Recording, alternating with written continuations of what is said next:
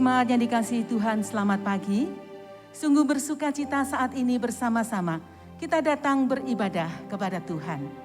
Saya undang kita semua bangkit berdiri, kita akan memulai ibadah kita.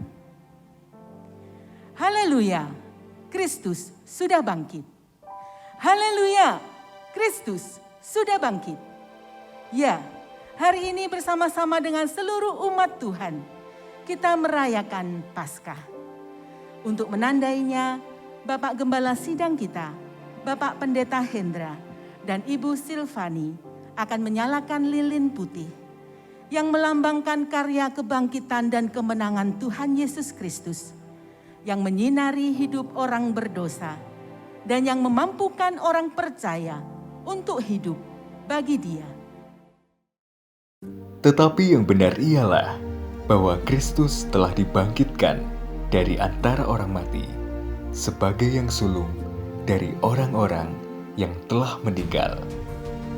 Dan Kristus telah mati untuk semua orang, supaya mereka yang hidup tidak lagi hidup untuk dirinya sendiri, tetapi untuk Dia yang telah mati dan telah dibangkitkan untuk mereka.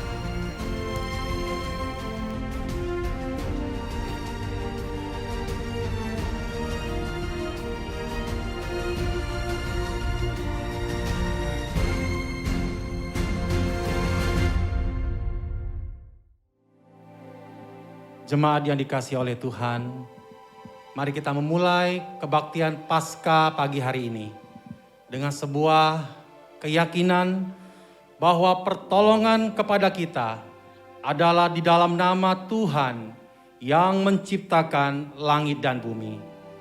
Kasih karunia, rahmat, dan damai sejahtera dari Allah Bapa, Allah Putra, dan Allah Roh Kudus menyertai saudara-saudara. Amin.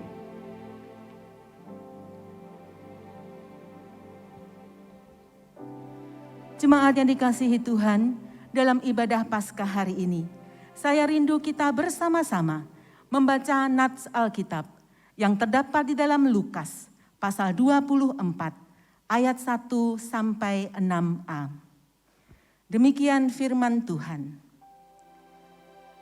Tetapi pagi-pagi benar pada hari pertama minggu itu, mereka pergi ke kubur, membawa rempah-rempah yang telah disediakan mereka. Mereka mendapati batu sudah terguling dari kubur itu. Dan setelah mereka masuk, mereka tidak menemukan mayat Tuhan Yesus. Sementara mereka berdiri termangu-mangu karena hal itu, tiba-tiba ada dua orang berdiri dekat mereka, memakai pakaian yang berkilau-kilauan. Mereka sangat ketakutan dan menundukkan kepala. Tetapi kedua orang itu berkata kepada mereka, "Mengapa kamu mencari Dia yang hidup di antara orang mati? Ia tidak ada di sini. Ia telah bangkit." Amin. Mengapakah kamu mencari Dia yang hidup di antara orang mati? Dia tidak ada di sini. Dia sudah bangkit. Jemaat yang dikasihi Tuhan, dengan penuh sukacita, mari kita memuji Dia. Kristus Yesus bangkitlah. Kristus Yesus bangkitlah.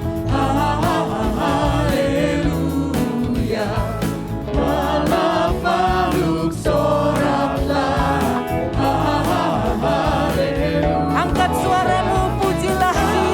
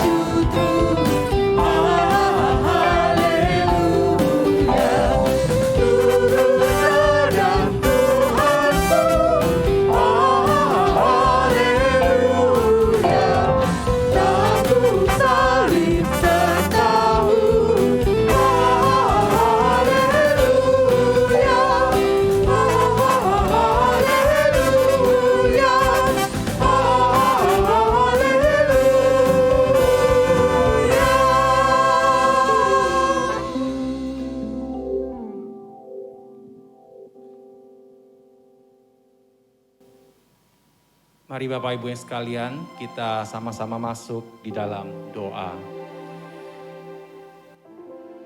Maha besar Engkau Allah Bapa kami, Allah pencipta langit dan bumi beserta dengan isinya. Allah yang disembah oleh Abraham, Ishak dan Yakub. Dan Allah itu juga yang kami kenal dan kami sembah dan kami muliakan di dalam Tuhan Yesus Kristus. Bapa Surgawi, kami sungguh mengucap syukur kepadamu untuk segala perbuatan dan karyamu yang besar bagi kami anak-anakmu.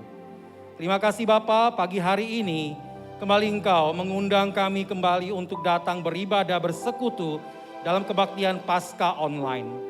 Walaupun kami belum bisa beribadah di rumah Tuhan bersama-sama saudara-saudara seiman, namun kami percaya Engkau tetap hadir di dalam hati dan pikiran kami. Engkau hadir di dalam keluarga kami masing-masing, memimpin dan memberkati ibadah Paskah pada pagi ini. Kami ingin merayakan hari kebangkitan Yesus, hari kemenangan Yesus mengalahkan maut. Karena kami tahu bahwa Kristus sesudah ia bangkit dari antara orang mati, tidak mati lagi. Maut tidak berkuasa lagi atas dia. Terpujilah Tuhan Yesus yang sudah bangkit dari kubur. Dan jika Kristus tidak dibangkitkan, maka sia-sialah kepercayaan kami. Dan kami masih hidup dalam dosa-dosa kami. Terpujilah Allah Roh Kudus yang telah mengaruniakan kuasa kebangkitan bagi setiap anak-anak-Mu. Bapa, pimpinlah ibadah Paskah pagi ini dari awal sampai pada akhirnya. Namun kami sadar bahwa kami seringkali mendukakan hati Tuhan dalam sikap dan perbuatan kami hari lepas hari. Karena itu ya Tuhan, ampunilah segala dosa dan kesalahan kami, agar kami dapat merasakan hadirat Tuhan dalam ibadah kami pagi ini. Kiranya segala pujian, penyembahan kami berkenan di hati Tuhan dan Tuhan yang dimuliakan. Bapa, yang kami rindukan adalah mengenal Yesus dan kuasa kebangkitannya dan persekutuan dalam penderitaannya, di mana kami menjadi serupa dengan Yesus Kristus dalam kematian dan kebangkitannya. Demi Yesus Kristus, kami sudah berdoa dan mengucap syukur. Amin.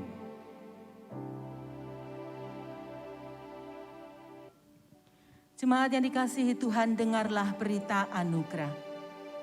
Yohanes pasal 11 ayat 25. Demikian firman Tuhan. Jawab Yesus, "Akulah kebangkitan dan hidup. Barang siapa percaya kepadaku, ia akan hidup, walaupun ia sudah mati." Amin. Terpujilah nama Tuhan. Sekarang bersama-sama orang percaya dari segala abad dan tempat, mari kita menyatakan iman kita. Pengakuan iman rasuli. Aku percaya kepada Allah, Bapa yang Maha Kuasa, Khalik langit dan bumi, dan kepada Yesus Kristus, Anaknya yang tunggal Tuhan kita, yang dikandung dari Roh Kudus, lahir dari anak darah Maria, yang menderita sengsara di bawah pemerintahan Pontius Pilatus, disalibkan, mati dan dikuburkan, turun dalam kerajaan maut.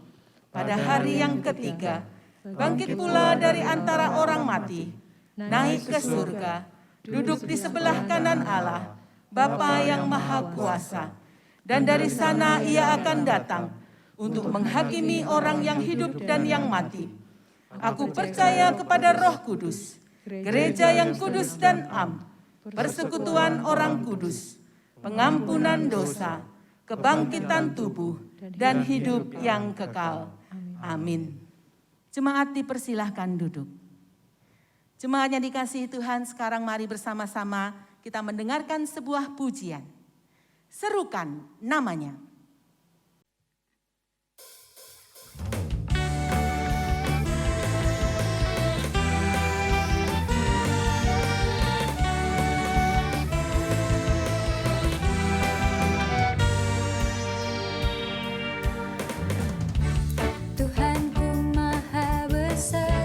Tuhanku Maha Kuasa, Raja segala raja. Dia takkan tergoyahkan, Dia takkan terkalahkan, Dia hidup dan berkuasa. serukan namanya, Yesus Tuhan Raja, segala kuasa tunduk dalam namanya. Dia luar biasa, perkasa mulia, Yesus nama di atas segala nama.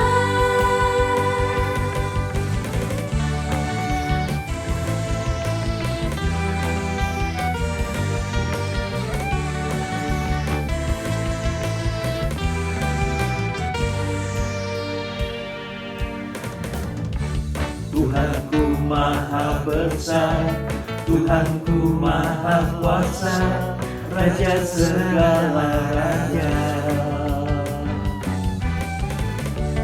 Dia takkan tergoyahkan, dia takkan terkalahkan, dia hidup berkuasa. Serukan namanya, Yesus Tuhan Raja, segala kuasa tunduk dalam namanya. Dia luar biasa, perkasa mulia, Yesus nama di atas segala nama. Serukan namanya, Yesus Tuhan Raja, segala kuasa tunduk dalam namanya.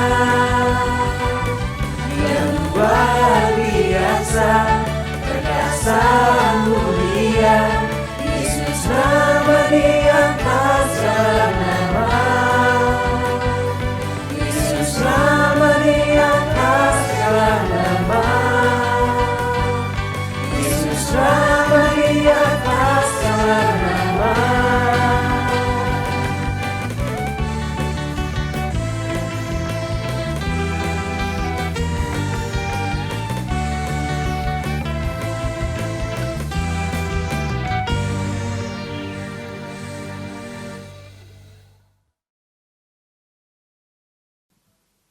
Jemaat yang dikasihi Tuhan, mari bersama-sama kita menyanyikan pujian ini. Serukan namanya. Tuhanku maha besar, Tuhanku maha kuasa, Raja segala raja, Tuhan segala Tuhan.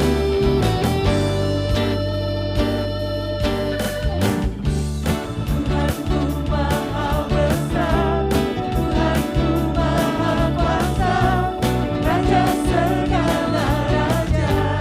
Dia takkan terkalahkan, dia takkan tergoyahkan, dia takkan terkalahkan. Dia hidup dan berkuasa.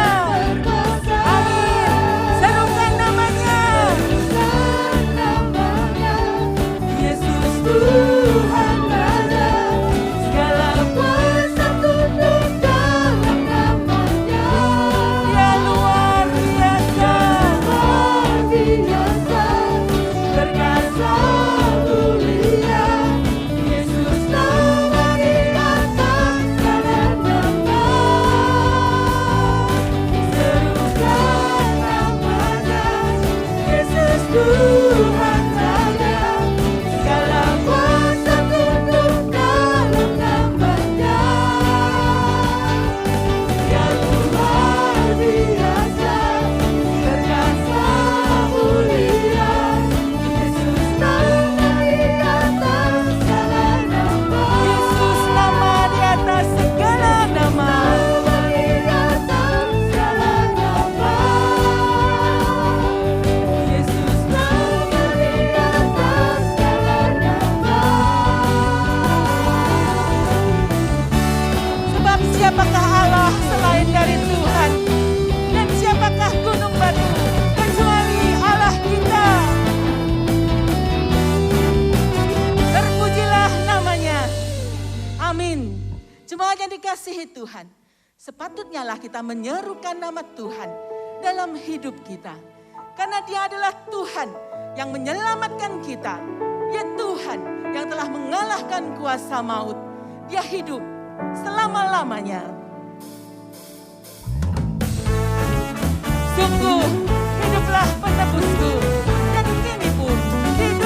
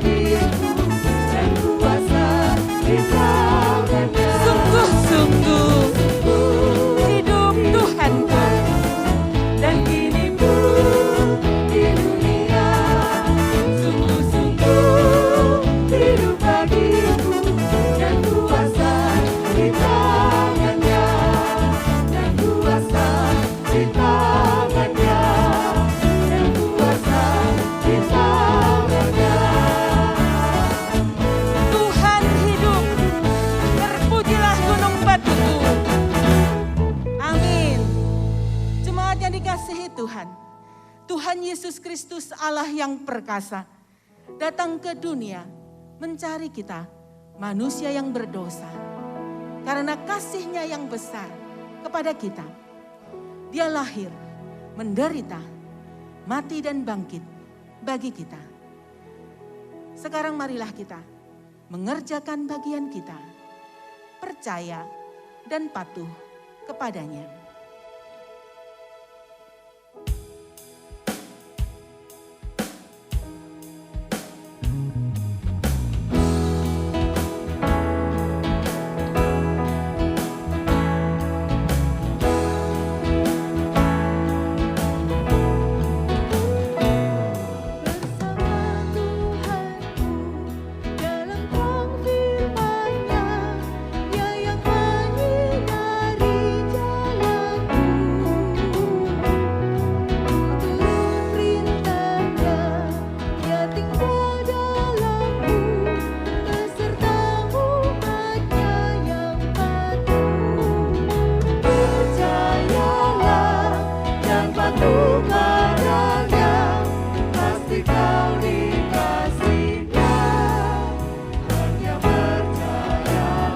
Kita nyanyikan bersama-sama bait yang kedua.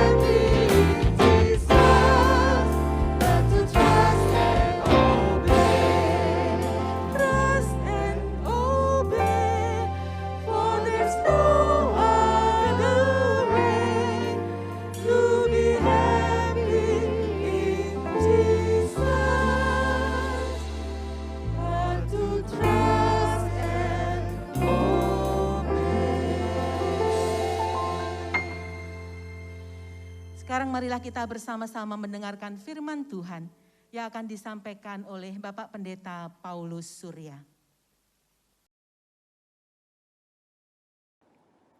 Shalom, Jemaat Gereja Kristen Kalam Kudus Malang, dan setiap saudara dimanapun saudara berada. Selamat Paskah, Happy Easter. Salam damai sejahtera dalam Tuhan kita, Yesus Kristus, yang telah mati dan telah bangkit kembali, yang kebangkitannya kita rayakan hari ini. Perkenalkan, saya Paulus Surya, saya pendeta yang mengembalakan Jemaat Gereja Westminster Presbyterian di kota Perth, Western Australia.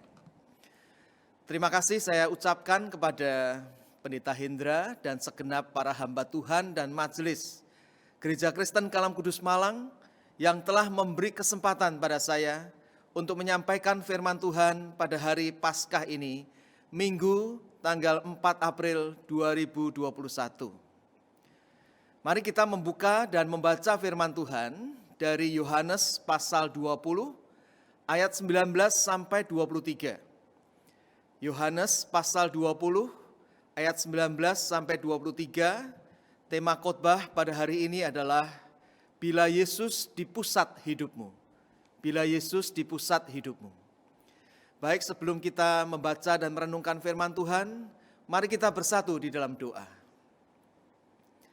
Bapa Surgawi, kami sungguh mengucapkan syukur karena pada hari ini kami dapat beribadah bersama-sama, di mana kami boleh mengingat dan memperingati akan kebangkitan Tuhan kami Yesus Kristus dari kematian. Kami bersyukur untuk kebangkitan Kristus yang boleh memberikan pengharapan hidup kepada kami, hidup yang kekal, hidup yang berarti. Ya Bapa, kami mohon biarlah peringatan perayaan Paskah ini bukan hanya sekedar rutinitas tiap-tiap tahun, tetapi kami benar-benar boleh terus diperbaharui oleh kebenaran firman-Mu.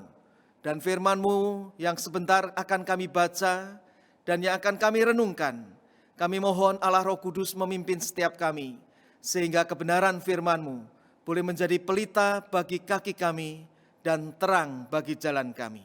Kami memohon semua ini di dalam nama Tuhan Yesus Kristus yang kebangkitannya kami rayakan. Amin. Yohanes pasal yang ke-20 ayat 19 sampai 23, demikian firman Tuhan. Ketika hari sudah malam pada hari pertama minggu itu, berkumpullah murid-murid Yesus di suatu tempat dengan pintu-pintu yang terkunci, karena mereka takut kepada orang-orang Yahudi. Pada waktu itu datanglah Yesus dan berdiri di tengah-tengah mereka dan berkata, "Damai sejahtera bagi kamu." Dan sesudah berkata demikian, Ia menunjukkan tangannya dan lambungnya kepada mereka. Murid-murid itu bersukacita ketika mereka melihat Tuhan. Maka kata Yesus sekali lagi, "Damai sejahtera bagi kamu. Sama seperti Bapa mengutus aku, demikian juga sekarang aku mengutus kamu." Dan sesudah berkata demikian, Ia menghembusi mereka dan berkata, "Terimalah Roh Kudus. Jikalau kamu mengampuni dosa orang, dosanya diampuni. Dan jikalau kamu menyatakan dosa orang tetap ada, dosanya tetap ada." Saudara-saudara sekalian, di suatu tempat di Australia, pada saat musim panen kentang tiba, maka para petani berkumpul di satu tempat untuk memisah-misahkan antara kentang-kentang yang besar-besar, yang baik-baik, dengan kentang-kentang yang kecil-kecil, yang kurang baik. Lalu mereka memisahkan dengan memasukkan ke truk yang berbeda, lalu dibawa ke market, ke pasar. Suatu kali, ada seorang petani yang tidak memisah-misahkan antara kentang-kentang yang besar-besar, yang baik-baik, dengan kentang kecil yang kurang baik, tetapi mencampurkan begitu saja dengan memasukkan ke sebuah bak truk. Lalu petani itu membawa truk itu ke market, ke pasar untuk menjualnya, tetapi sengaja dilewatkan ke jalan yang berbatu-batu. Sampai di pasar, orang-orang melihat itu pada heran, karena rupanya kentang-kentang yang besar-besar, yang baik-baik itu muncul di permukaan, di atas. Sedangkan kentang-kentang yang kecil-kecil, yang kurang baik itu tenggelam di bawah. Rupanya jalan yang berbatu-batu itu telah memisahkan antara kentang yang baik-baik, yang besar-besar, dengan kentang-kentang yang kurang baik, yang kecil-kecil. Saudara-saudara, demikian juga di dalam kehidupan ini. Saya memikirkan bahwa di dalam kehidupan kita, maka jalan yang berbatu-batu, yang Tuhan izinkan ada dalam hidup saudara dan saya, itu akan memisahkan, membedakan antara orang yang imannya besar, imannya baik, dengan orang yang imannya tidak baik, imannya kecil, bahkan yang beriman secara palsu. Nah saudara, kehidupan yang berbatu-batu itu bentuknya bisa bermacam-macam. Mungkin itu adalah kesulitan, tantangan karena pandemi COVID-19 yang belum kunjung selesai. Mungkin itu sakit penyakit bentuknya. Mungkin jalan yang berbatu-batu bentuknya juga bisa tantangan kesulitan dalam bisnis, dalam pekerjaan, dalam ekonomi, dalam rumah tangga, hubungan suami istri, atau bagi para pemuda, tantangannya di dalam berpacaran, di dalam kuliah, di dalam studi. Juga tantangan jalan berbatu-batu bisa di dalam pelayanan, pergumulan dengan dosa-dosa tertentu, kekhawatiran hidup, dan sebagainya, dan sebagainya. Nah saudara-saudara, apakah tatkala Tuhan mengizinkan jalan berbatu-batu ada dalam hidup saudara, saudara muncul seperti kentang yang besar-besar itu di permukaan, berkemenangan atas berbagai tantangan jalan yang berbatu-batu dalam hidup ini? Atau sebaliknya, saudara itu tenggelam di dalam masalah saudara, seperti kentang-kentang yang kurang baik, yang kecil-kecil, yang tenggelam di bawah. Saudara, saya percaya bahwa Tuhan menghendaki supaya saudara dan saya melewati jalan yang berbatu-batu, kita muncul sebagai orang yang berkemenangan terhadap berbagai jalan yang berbatu-batu, terhadap berbagai persoalan hidup ini. Salah satu bagian firman Tuhan yang mengajarkan untuk saudara dan saya hidup berkemenangan atas segala persoalan hidup ini tercatat di dalam Yohanes 20 ayat 19 sampai 23 ini. Di mana mencatat tentang Tuhan Yesus yang bangkit, yang menampakkan diri kepada para muridnya. Saudara-saudara, para murid saat itu sedang mengalami persoalan hidup, jalan yang berbatu-batu. Yaitu mereka sedikitnya mengalami takut kepada orang-orang Yahudi. Sehingga mereka mengunci pintu-pintu.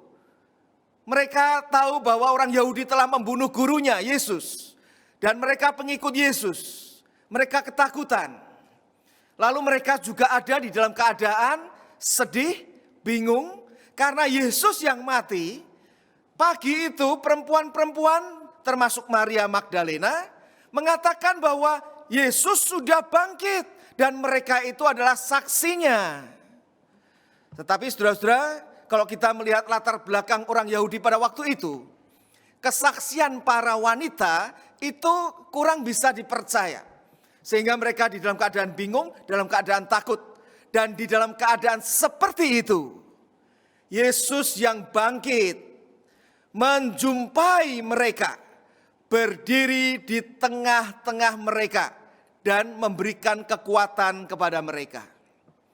Saudara-saudara, inti berita daripada Yohanes pasal yang ke-20, 19 sampai 23 yang telah kita baca ini yaitu, jika Yesus yang bangkit ada di tengah-tengah hidup saudara dan saya, bila Yesus yang bangkit ada di pusat hidupmu, maka kita akan mengalami kemenangan atas berbagai persoalan hidup ini.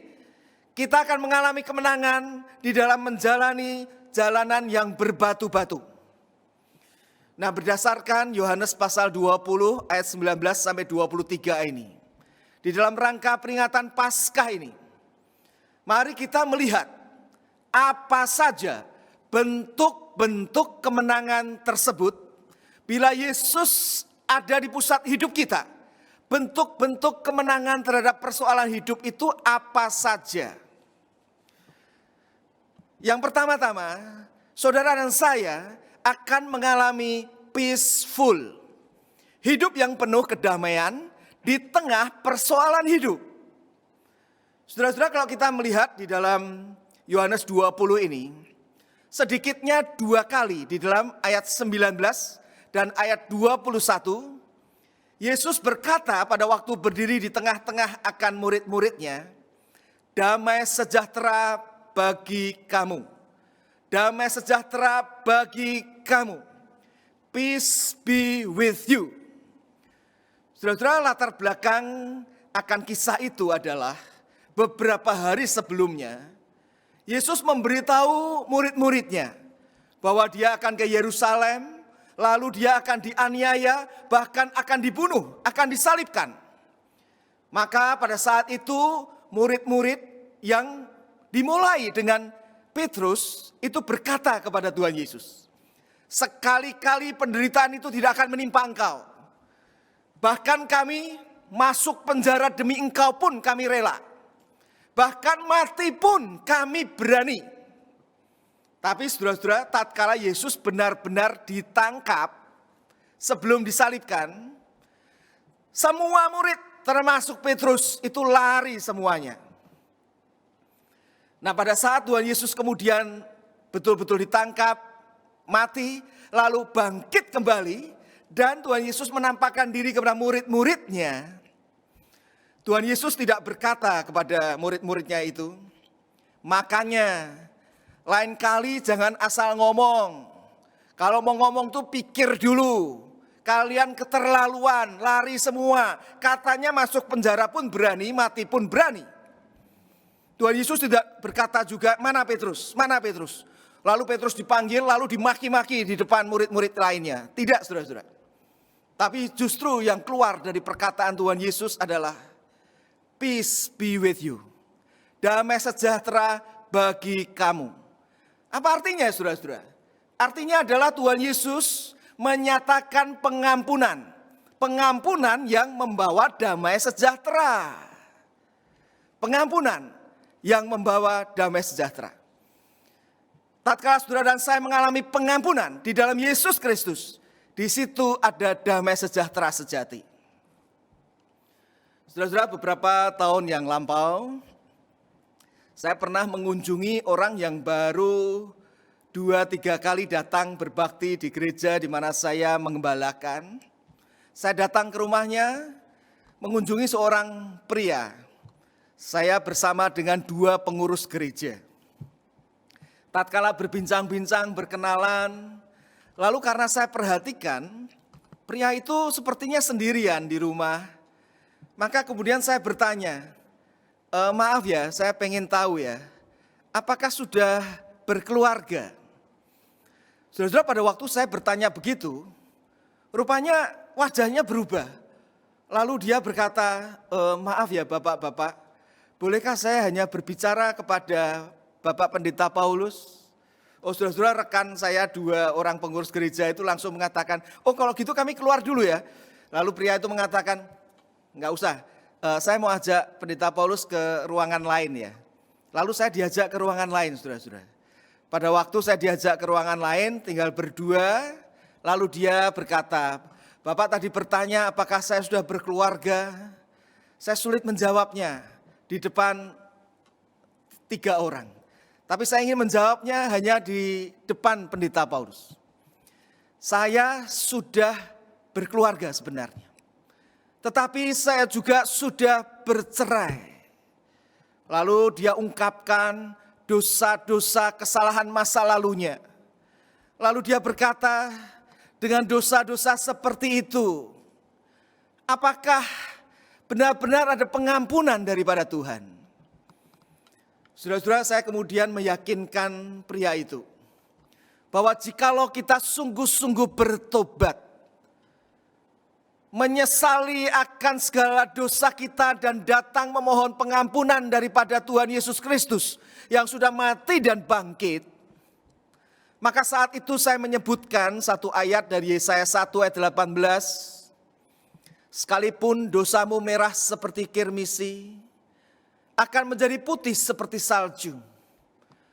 Sekalipun dosamu itu merah seperti kain kesumba, akan menjadi putih seperti bulu domba. Lalu saya ajak dia untuk betul-betul memohon ampun kepada Tuhan dan meneguhkan imannya untuk menerima Kristus Yesus sebagai Tuhan dan Juru Selamatnya. Saudara-saudara, selesai berdoa, saya melihat perubahan di dalam wajahnya. Dia mengalami damai karena dia tahu meskipun dia sudah berdosa, tetapi Tuhan Yesus yang mati dan bangkit itu sudah mengampuninya. Pengampunan sejati yang membawa damai sejahtera akan bisa kita miliki jikalau kita itu menempatkan Yesus di tengah hidup kita. Yesus yang menjadi Tuhan dan Juru Selamat hidup kita. Saudara, saya tidak tahu pergumulan dosa apa yang saudara itu miliki. Tetapi pergumulan dosa apapun itu, jikalau saudara benar-benar datang kepada Tuhan Yesus Kristus, yang sudah datang terlebih dahulu ke dalam dunia ini, mati dan bangkit kembali, dan saudara menerima pengampunannya, maka akan ada damai sejahtera sejati yang akan bisa kita miliki. Itu yang pertama, saudara-saudara, yang bisa kita pelajari dari bagian Yohanes 20 ayat 19 sampai 23 ini. Sekarang yang berikutnya, saudara-saudara. Apa bentuk kemenangan selanjutnya bila Yesus ada di pusat hidup kita? Bukan hanya peaceful, damai sejahtera, tetapi juga akan ada joyful, sukacita hidup. Meskipun kita ada di tengah persoalan hidup, saudara-saudara. Di dalam ayat yang ke-20, Yohanes 20 ayat yang ke-20, di situ dikatakan bahwa murid-murid bersukacita tatkala melihat Tuhan Yesus, yaitu Yesus yang telah bangkit. Yang mana Yesus itu juga menunjukkan akan tangannya dan lambungnya yang bekas ditusuk oleh tombak. Nah, saudara-saudara, mereka sangat bersukacita. Meskipun masalah hidup mereka itu masih ada. Sedikitnya mereka masih tahu bahwa orang-orang Yahudi itu akan mencari mereka dan sangat mungkin pengikut Kristus akan dianiaya dan bahkan akan dibunuh. Tetapi meskipun mereka itu tahu masih ada masalah, tetapi mereka bisa bersukacita karena mereka melihat Yesus yang benar-benar telah bangkit dari kematian, yang seperti pernah dikatakannya kepada mereka. Nah, saudara-saudara, jikalau kita memahami akan kebenaran ini, maka sesungguhnya hidup kita pun juga akan mengalami sukacita yang sejati meskipun di tengah masalah hidup ini. Saya ingat, saudara-saudara, satu permainan American football, yaitu sepak bola di Amerika. Pernah, saudara-saudara, diceritakan bahwa ada satu kota di mana ada dua universitas itu sedang bertanding American football. Nah, supporternya itu masing-masing berteriak kalau timnya itu menggolkan. Jadi kalau timnya itu membuat gol, mereka bersorak-sorak. Sebaliknya kalau tim yang satunya juga membuat gol, tim pendukungnya juga bersorak-sorak. Satu kali, saudara-saudara, tatkala golnya itu terjadi, ternyata yang lebih ikut bersorak-sorak bukan hanya pendukung tim yang memasukkan bola, tetapi pendukung tim yang kemasukan bola itu juga bersorak-sorak bahkan dengan suara lebih kencang. Kok bisa? Kenapa, saudara-saudara? Oh, rupanya setelah diselidiki, supporter tim yang kemasukan bola itu ternyata pada bawa radio, saudara-saudara. Mereka itu sambil mendengarkan juga pertandingan American football tingkat nasional. Di mana tim mereka, tim utamanya universitas itu sedang bertanding dan sedang menang.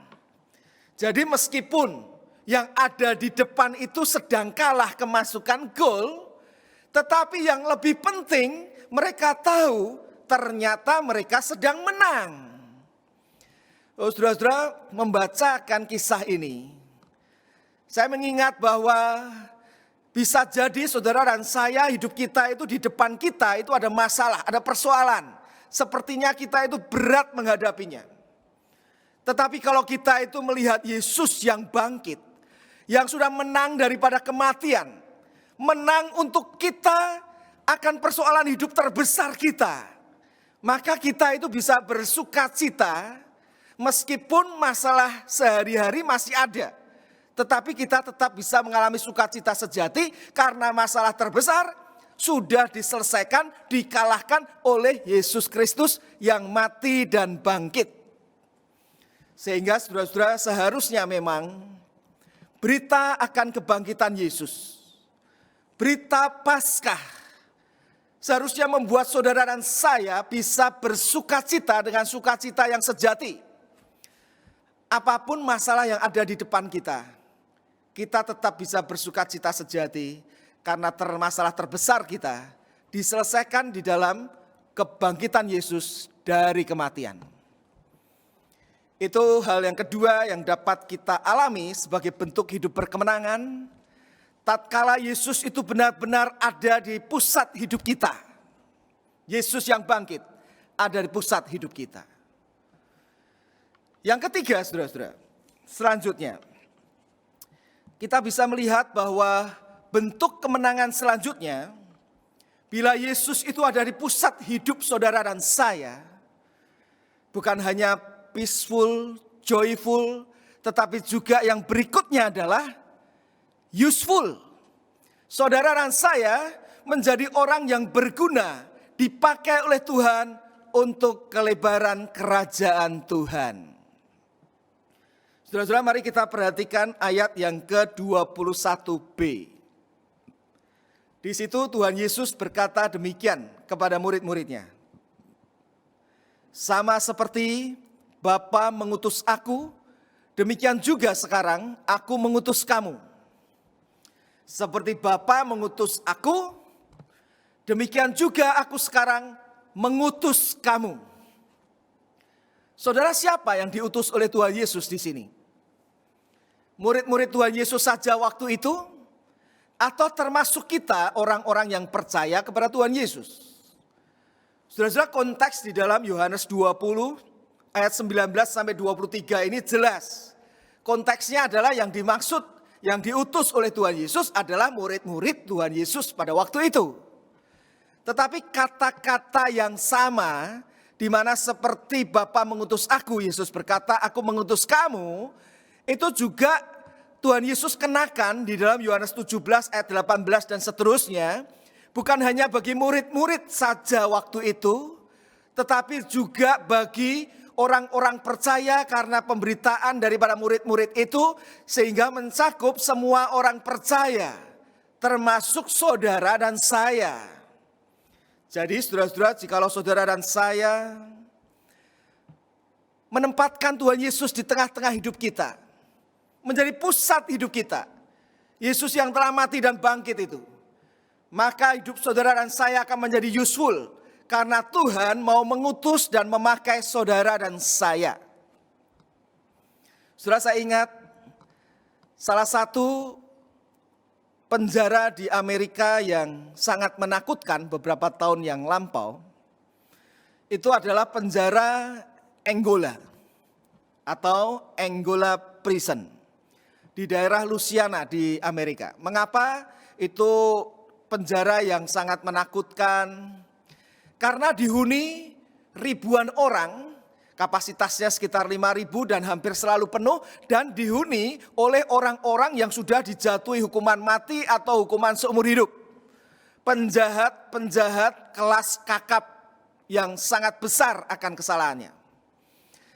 Dan di sana saudara-saudara, para penjahat itu seringkali berkelahi. Jadi kalau dihitung itu perkelahian di penjara Angola itu dalam setahun itu bisa 400 lebih kasus perkelahian yang sempat dicatat oleh petugas. Satu tahun itu 365 hari saudara-saudara. Kalau 400 lebih berarti setiap hari ada perkelahian, bahkan satu hari bisa lebih dari sekali perkelahian itu. Nah saudara-saudara, di tengah-tengah akan keadaan seperti itu, kepala penjara waktu itu mungkin akan sedikit gila sehingga dia itu menyediakan pisau malah. Siapa yang mau pakai pisau terserah, mau bunuh-bunuhan juga terserah. Nah saudara-saudara, saat itu tembok-tembok itu banyak bercak-bercak darah. Karena perkelahian itu begitu sering terjadi. Nah saudara-saudara, tapi sebenarnya kejadian seperti ini tidak boleh dibiarkan. Dan betul saudara-saudara, ternyata tidak lama kemudian kepala penjara itu diganti. Dan yang menggantikan adalah ternyata seorang Kristen yang baik. Semua pisau disita. Perkelahian itu diumumkan tidak boleh terjadi. Dan pisau-pisau yang disita itu diganti dengan apa saudara-saudara? Yaitu diberikan Alkitab. Ditaruh di penjara itu kitab-kitab suci. Nah saudara-saudara, banyak yang tidak suka akan Alkitab, membuang begitu saja atau menyobek-nyobeknya. Tetapi banyak juga yang karena banyak waktu di penjara, lalu mulai membaca. Dan saudara-saudara, yang mengherankan, banyak yang mulai membaca firman Tuhan, bertemu dengan Yesus Kristus. Dan betul-betul hidupnya bertobat. Hidupnya bertobat dan mau untuk kemudian bisa dipakai melayani Tuhan. Tapi bagaimana bisa melayani Tuhan? Mereka itu harus diperlengkapi. Kepala penjara kemudian tahu bahwa di dekat daripada penjara itu ada sekolah teologi. Maka dipanggillah dosen-dosen untuk mengajari bagaimana bisa ber-PI, mengabarkan Injil. Dan orang-orang yang sudah diperlengkapi ini bisa bercerita kepada teman-temannya. Bahkan kemudian diaturkan supaya dalam seminggu mungkin sekali itu bisa pergi ke penjara lain, lalu menginjili di sana, lalu balik lagi. Minggu depan bisa pergi ke penjara yang lain, menginjili di sana, lalu balik lagi. Dan pada waktu tiba harinya mereka harus dihukum mati, ya mereka menjalani hukuman mati. Tetapi saudara-saudara, di sini kita bisa melihat bahwa pertemuan dengan Tuhan Yesus Kristus secara pribadi, sesuai dengan yang diberitakan kitab suci, telah membuat hidup yang sia-sia menjadi useful, menjadi hidup yang berarti. Saudara-saudara, di dalam peringatan Paskah ini, saya ingin berkata kepada saudara, apapun profesi saudara, apapun pekerjaan saudara, saudara jikalau betul-betul memiliki relasi dengan Tuhan Yesus Kristus yang telah mati dan bangkit itu, Yesus Kristus ada di pusat hidupmu, maka kita juga akan dipakainya menjadi alat Tuhan yang mulia, menjadi utusan Tuhan. Mungkin itu di tengah keluarga saudara, mungkin itu di tempat pekerjaan saudara, mungkin itu di tempat saudara kuliah atau belajar, atau di dalam hidup sehari-hari. Saya percaya jikalau Yesus ada di pusat hidupmu, Yesus yang bangkit itu, maka hidup kita menjadi useful, tidak sia-sia, tetapi menjadi hidup yang bernilai kekal.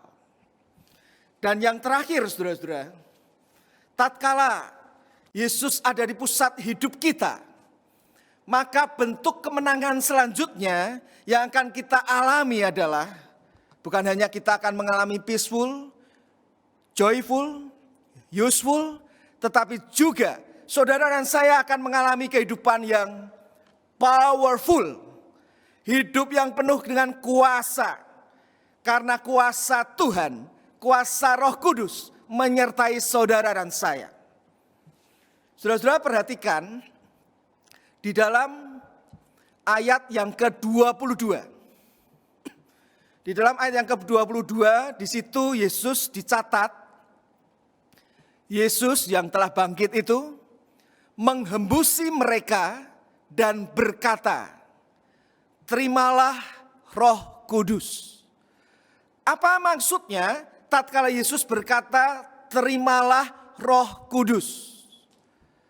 Saudara, seorang sarjana Alkitab yang bernama D.A. Carson, dia menafsirkan bahwa kata-kata Tuhan Yesus ini artinya adalah simbol daripada Roh Kudus untuk hari Pentakosta yang akan terjadi 50 hari kemudian. Saat Yesus berkata, terimalah Roh Kudus itu. Sedangkan seorang tokoh reformator, yaitu John Calvin, dia mengomentari bahwa perkataan Tuhan Yesus yang mengatakan terimalah Roh Kudus, itu artinya adalah pemberian Roh Kudus di muka yang pemenuhannya adalah di hari Pentakosta. Itu artinya. Saudara-saudara, yang pasti perkataan Tuhan Yesus terimalah Roh Kudus ini, itu artinya adalah bila Yesus betul-betul ada di dalam pusat hidup kita, Roh Kudus akan memimpin hidup kita. Sehingga hidup kita ini akan memiliki power. Kita memiliki powerful, penuh kuasa di dalam menghadapi kesulitan hidup, di dalam menghadapi tantangan oleh dosa, di dalam menjadi saksi Kristus, kita ini akan menjadi powerful. Saudara-saudara, kita bisa lihat perubahan daripada murid-murid Tuhan Yesus sendiri. Mereka yang tadinya lari, ketakutan, ternyata menjadi pemberani, penuh kuasa. Salah satunya Petrus sendiri, yang sudah berjanji, berani mati, berani masuk penjara untuk Yesus, yang kemudian lari. Tapi pada waktu bertemu dengan Yesus yang bangkit, dan ada kuasa Roh Kudus menyertainya.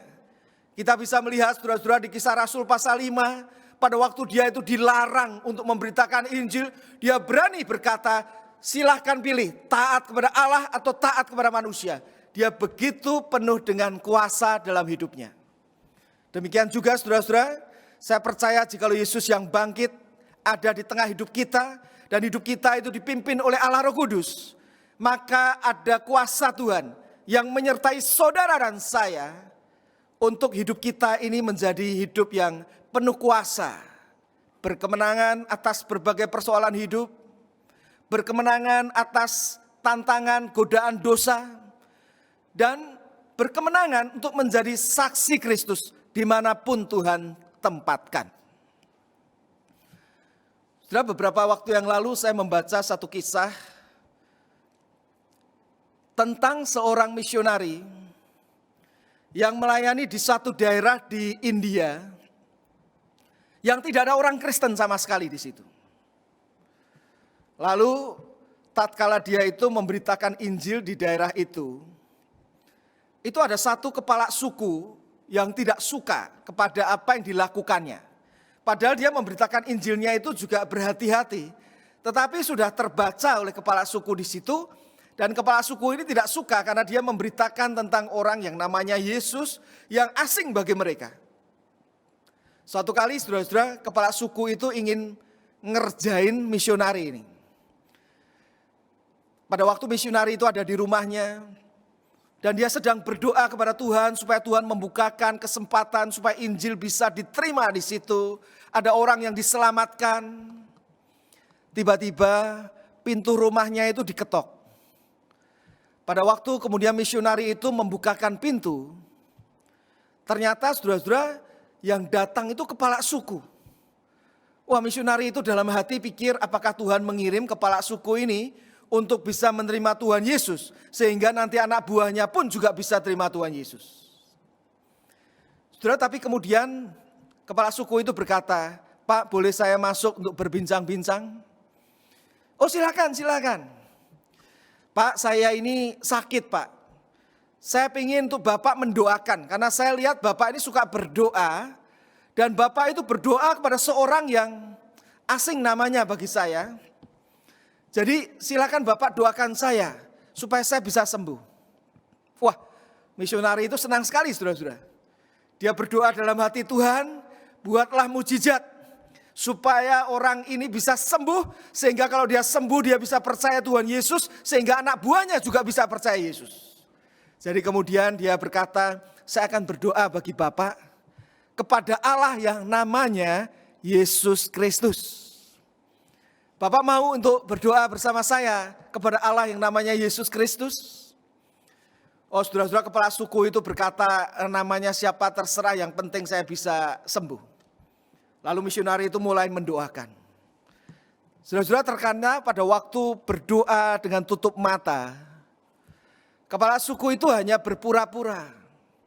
Dia sebenarnya membawa sebilah pisau di balik jubahnya. Tatkala misionari itu sedang berdoa, maka dia menjabut pisaunya. Lalu dengan beringas dia menghunjamkan pisau itu kepada misionari itu berkali-kali sampai misionari itu berlumuran darah. Lalu kepala suku itu meninggalkan rumah itu. Saudara-saudara, misionari itu dengan sekuat tenaga sebelum mengembuskan nafasnya yang terakhir, dia mengambil secari kertas dan sebuah pen, lalu dia menuliskan di situ, Yesus anakku, lanjutkanlah pelayanan ini. Saudara-saudara, rupanya dia berpesan kepada anaknya yang sedang sekolah teologi supaya bisa melanjutkan pelayanannya di situ. Lalu dia meninggal, saudara-saudara.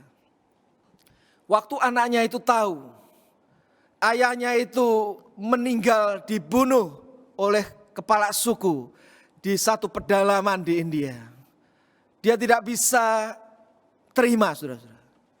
Dia berkata kepada Tuhan, Tuhan, ayahku itu pergi bukan bertamasya, pergi untuk melayanimu. Kenapa harus berakhir seperti itu? Oh Tuhan, aku tidak mau melanjutkan pelayanan itu. Sia-sia. Tapi saudara-saudara, rupanya anaknya misionari itu punya fiancé, punya calon teman hidup itu yang hatinya begitu murni untuk Tuhan. Menguatkan dia, mengingatkan dia bahwa kalau kita bersandar kepada Tuhan, bersandar kepada Allah Roh Kudus, Tuhan bisa memakai sesuatu yang sepertinya tidak baik pun untuk yang baik. Oh saudara-saudara, akhirnya setelah dia tamat dengan kekuatan dan mohon kekuatan daripada Tuhan, dia datang lagi ke situ untuk coba memberitakan Injil. Nah saudara-saudara, kepala suku yang tahu bahwa ternyata anaknya itu datang padahal ayahnya itu dulu dibunuhnya, kemudian pengen tahu siapa si Yesus itu. Sehingga ada orang yang dibunuh anaknya malah datang.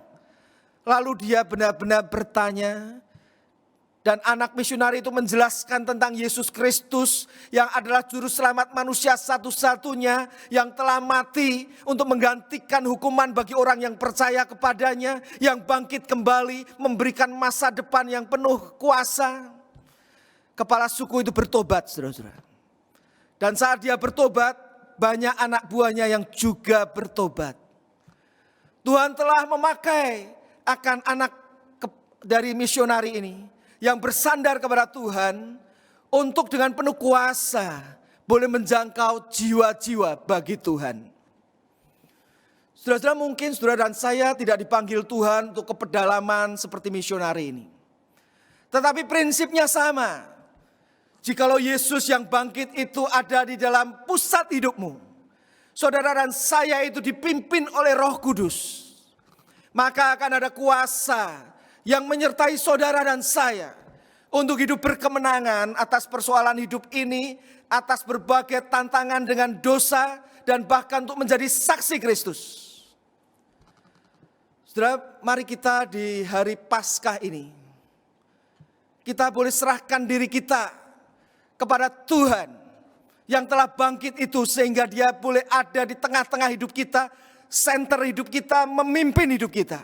Sehingga hidup kita ini benar-benar boleh mengalami peaceful, damai sejahtera, joyful, sukacita sejati, useful, kita benar-benar boleh dipakai sebagai alat Tuhan yang mulia, dan powerful.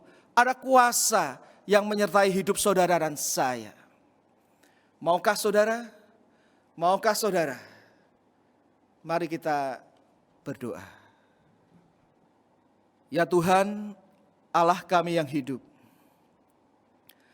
kami sungguh mengucapkan syukur karena di peringatan Paskah kebangkitan Tuhan Yesus daripada kematian, kami boleh diingatkan bahwa tatkala Tuhan Yesus ada di pusat hidup kami, di tengah-tengah akan hidup kami, maka kami akan mengalami kemenangan demi kemenangan di dalam menjalani hidup kami ini.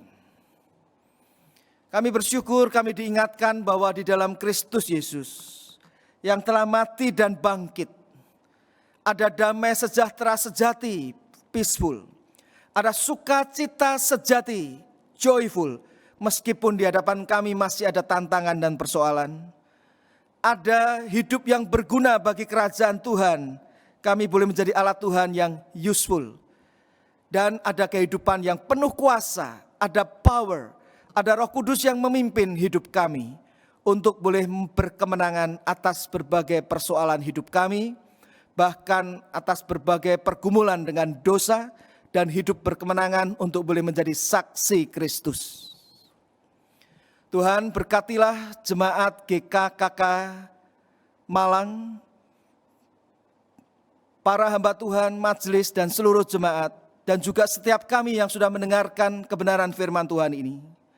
Sehingga kebenaran firman Tuhan ini bukan menjadi kebenaran yang hanya kami mengerti, tetapi boleh kami ingat dan camkan dalam hati kami. Dan dengan penuh kuasa daripada Roh Kudus, kami juga boleh dapat menerapkannya, mengalaminya. Kami memohon Tuhan memberkati setiap kami. Jadikan kami bukan hanya pendengar firman, tetapi juga pelaku firman. Kami memohon semua ini dan bersyukur di dalam nama Tuhan Yesus Kristus yang telah mati dan telah bangkit. Amin.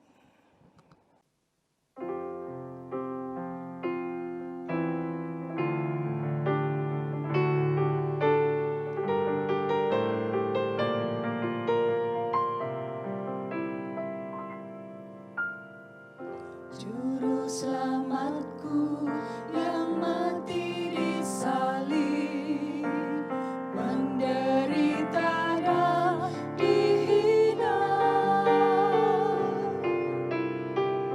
Dia yang rela disiksa bagiku untuk menebus dosaku.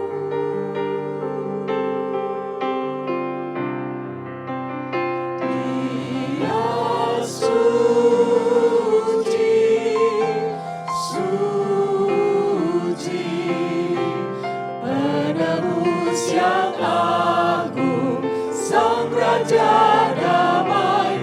Dia Alfa dan Omega, Dia Yesus.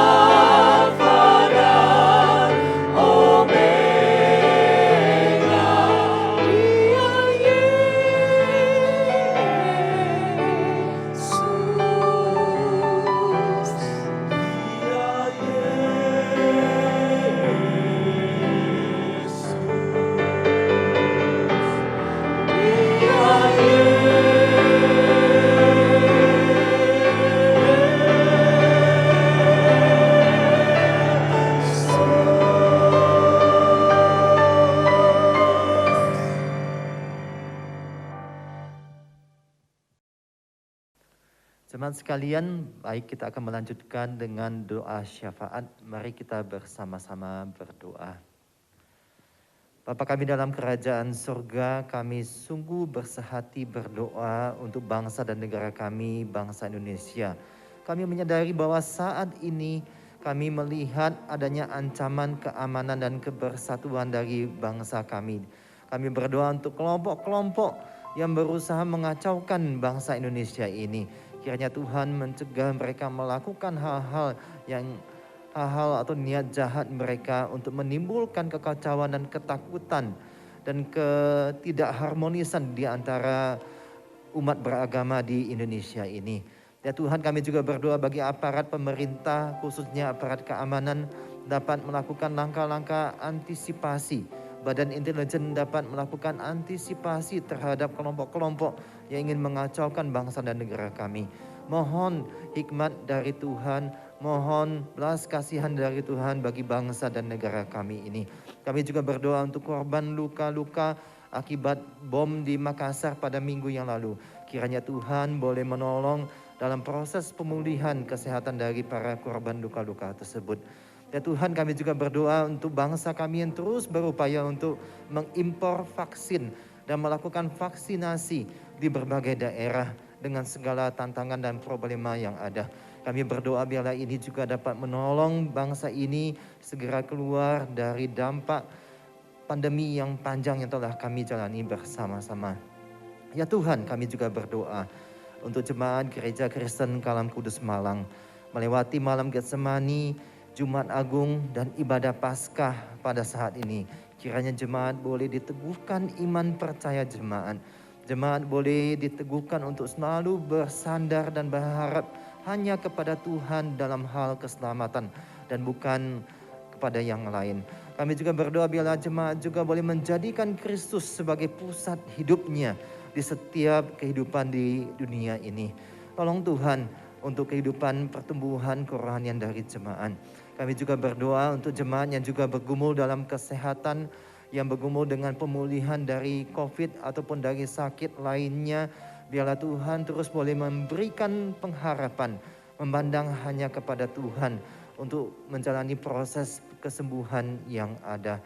Kami juga berdoa biarlah Tuhan yang mampukan jemaat-jemaat yang mengalami sakit kritis saat ini.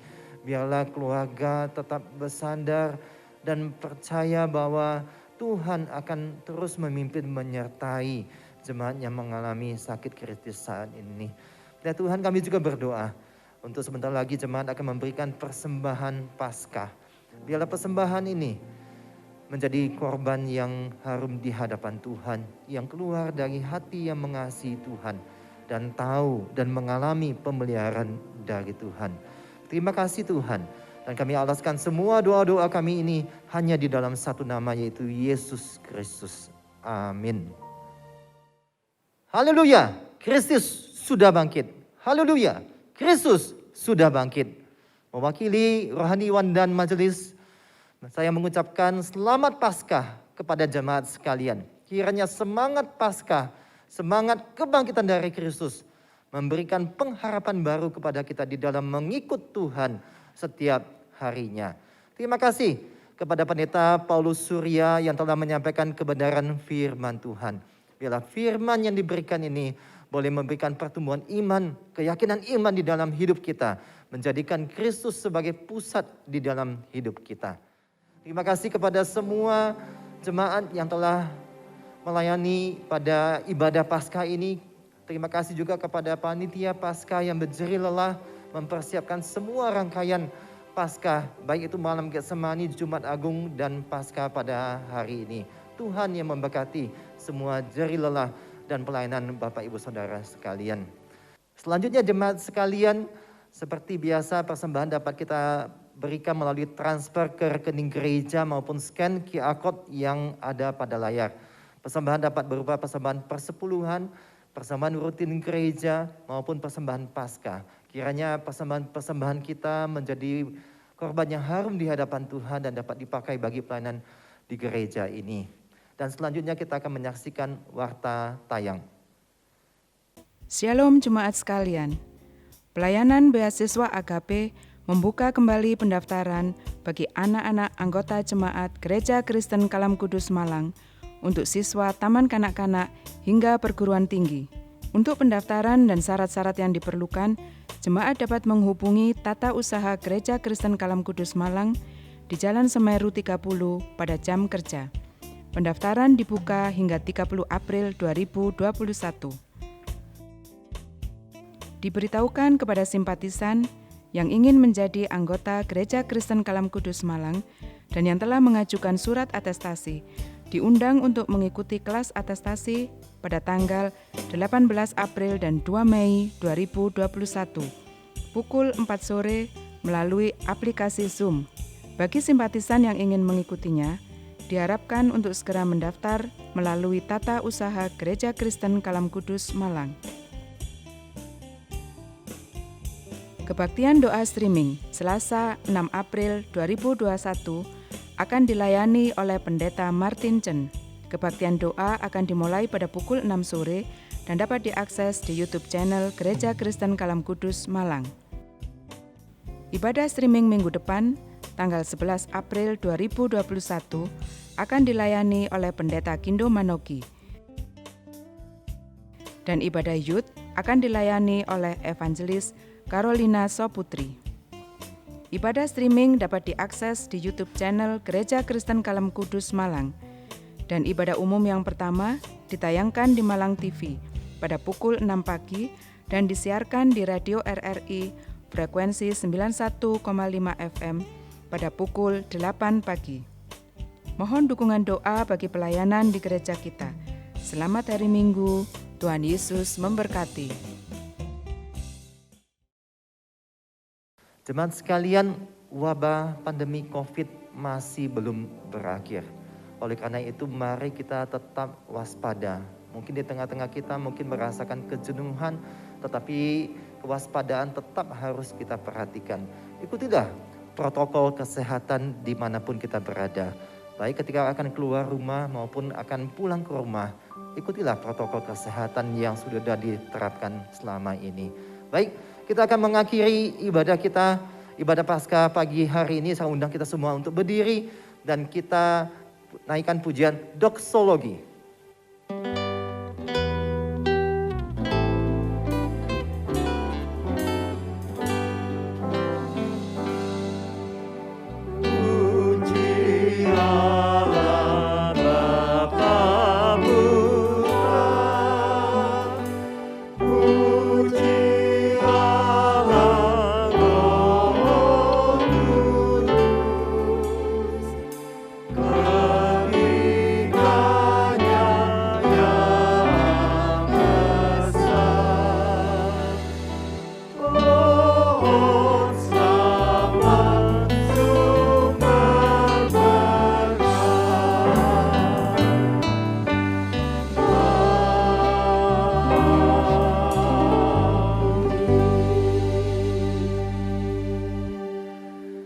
Jemaat yang dikasihi oleh Tuhan dan yang mengasihi Tuhan, mari kita lanjutkan hidup kita dengan menempatkan Kristus sebagai pusat dalam hidup kita.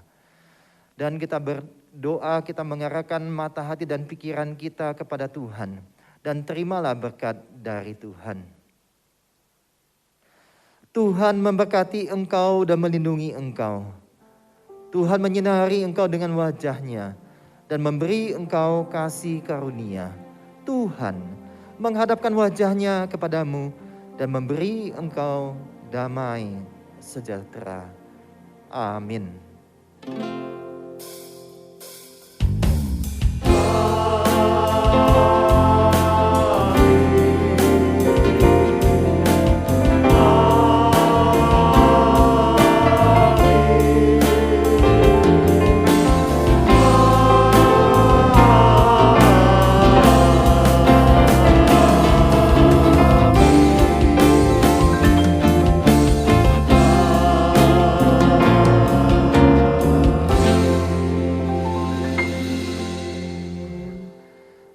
Ibadah Paskah kita telah selesai. Silakan mengambil saat teduh. Tuhan Yesus memberkati kita semua. Amin.